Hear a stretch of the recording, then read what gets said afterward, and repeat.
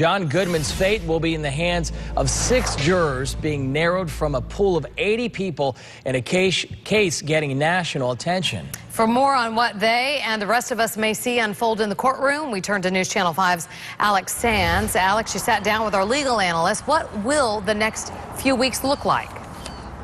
You know, Kelly, from some high-profile names of the actual cars involved in this, jurors have some long hours ahead of them. And, of course, the question is, at the center of this is John Goodman and this question of guilt.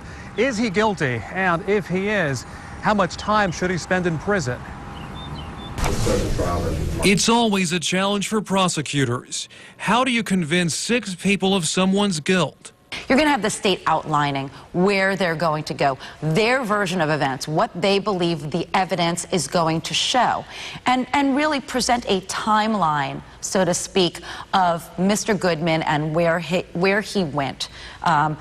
Where he went in terms of his driving, where he went in terms of any activities prior to the accident and post-accident, and really laying out what they have to prove in this case beyond a reasonable doubt.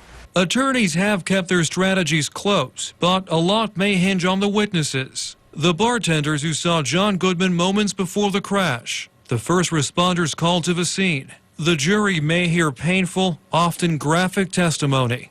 This is a more complicated case than your regular run-of-the-mill burglary or a battery, because you're going to hear from experts. You're going to hear from expert witnesses who were not there but had to do accident reconstruction. So we are going to hear some complex expert testimony, probably from both sides, as to how they feel the accident happened and the dynamics of the accident. There's also this, John Goodman's own words. Will he be called to testify?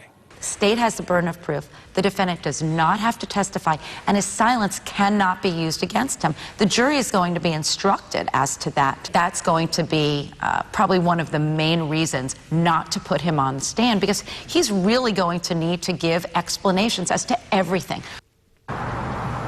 John Goodman's facing some 30 years in prison if he's found guilty, and the jury has options. They can find him guilty on those 2 charges, find him guilty of a lesser charge, or not guilty at all.